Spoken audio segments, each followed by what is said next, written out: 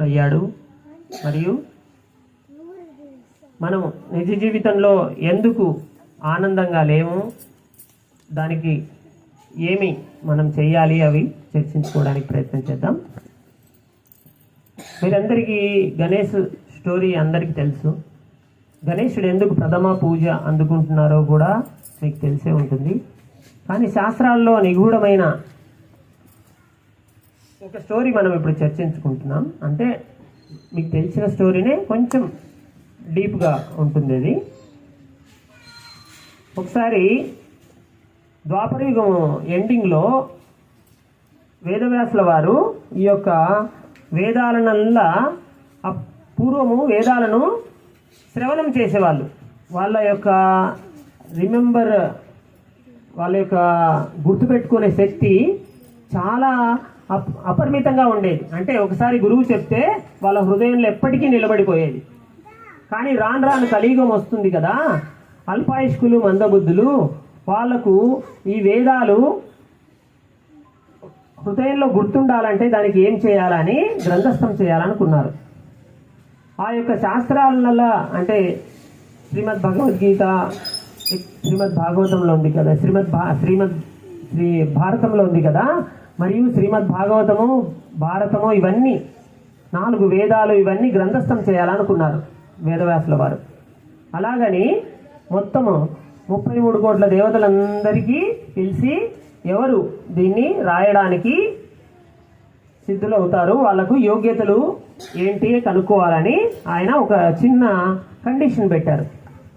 నేను చెబుతూ ఉంటాను, మీరు రాస్తూ ఉండాలి, రాయడం ఎప్పటికీ ఆపకూడదు, మరి ఏంటి అనే అడగకూడదు.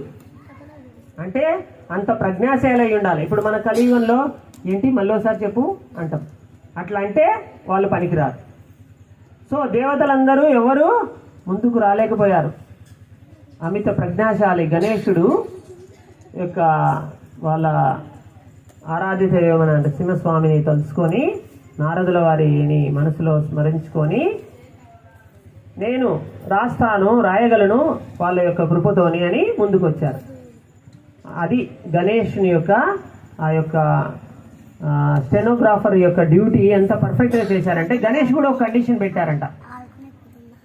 నా కండిషన్ ఏంటంటే, నేను రాసేటప్పుడు అది అర్థవంతంగా ఉండాలి, అది నాకు అర్థమయ్యే రీతిగా ఉండాలి, మరియు నిజమై ఉండాలి, ఎటర్నల్ ట్రూత్, పరమ సత్యమై ఉండాలి, అప్పుడే నాకు అనిపిస్తేనే నేను రాస్తానన్నాడు. సో వేదవ్యాసుడు అయ్యాడు. మరియు మనం నిజ జీవితంలో ఎందుకు ఆనందంగా లేము, దానికి ఏమి మనం చేయాలి, అవి చర్చించుకోవడానికి ప్రయత్నం చేద్దాం. మీరందరికీ గణేష్ స్టోరీ అందరికీ తెలుసు. గణేశుడు ఎందుకు ప్రథమ పూజ అందుకుంటున్నారో కూడా మీకు తెలిసే ఉంటుంది. కానీ శాస్త్రాల్లో నిగూఢమైన ఒక స్టోరీ మనం ఇప్పుడు చర్చించుకుంటున్నాం. అంటే మీకు తెలిసిన స్టోరీనే కొంచెం డీప్గా ఉంటుంది. అది ఒకసారి ద్వాపరయుగం ఎండింగ్లో వేదవ్యాసుల వారు ఈ యొక్క వేదాలనల్లా పూర్వము వేదాలను శ్రవణం చేసేవాళ్ళు. వాళ్ళ యొక్క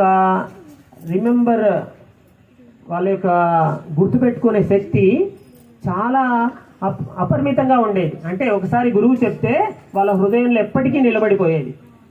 కానీ రాను రాను కలియుగం వస్తుంది కదా, అల్పాయుష్కులు మందబుద్ధులు వాళ్లకు ఈ వేదాలు హృదయంలో గుర్తుండాలంటే దానికి ఏం చేయాలని గ్రంథస్థం చేయాలనుకున్నారు. ఆ యొక్క శాస్త్రాల అంటే శ్రీమద్ భగవద్గీత శ్రీమద్ భాగవతంలో ఉంది కదా, శ్రీ భారతంలో ఉంది కదా, మరియు శ్రీమద్ భాగవతము భారతము ఇవన్నీ 4 వేదాలు ఇవన్నీ గ్రంథస్థం చేయాలనుకున్నారు వేదవ్యాసుల వారు. అలాగని మొత్తము 33 కోట్ల దేవతలందరికీ పిలిచి ఎవరు దీన్ని రాయడానికి సిద్ధులు అవుతారు, వాళ్లకు యోగ్యతలు ఏంటి కనుక్కోవాలని ఆయన ఒక చిన్న కండిషన్ పెట్టారు. నేను చెబుతూ ఉంటాను, మీరు రాస్తూ ఉండాలి, రాయడం ఎప్పటికీ ఆపకూడదు, మరి ఏంటి అనే అడగకూడదు. అంటే అంత ప్రజ్ఞాశాలి అయి ఉండాలి. ఇప్పుడు మన కలియుగంలో ఏంటి మళ్ళీసారి చెప్పు అంటాం, అట్లా అంటే వాళ్ళు పనికిరారు. సో దేవతలందరూ ఎవరు ముందుకు రాలేకపోయారు. అమిత ప్రజ్ఞాశాలి గణేశుడు యొక్క వాళ్ళ ఆరాధ్య దైవమైన నరసింహస్వామిని తలుచుకొని నారదుల వారిని మనసులో స్మరించుకొని నేను రాస్తాను, రాయగలను వాళ్ళ యొక్క కృపతోని అని ముందుకు వచ్చారు.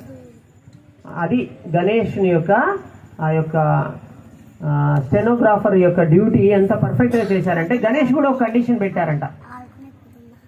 నా కండిషన్ ఏంటంటే నేను రాసేటప్పుడు అది అర్థవంతంగా ఉండాలి, అది నాకు అర్థమయ్యే రీతిగా ఉండాలి, మరియు నిజమై ఉండాలి, ఎటర్నల్ ట్రూత్, పరమ సత్యమై ఉండాలి. అప్పుడే నాకు అనిపిస్తేనే నేను రాస్తానన్నాడు. సో వేదిగా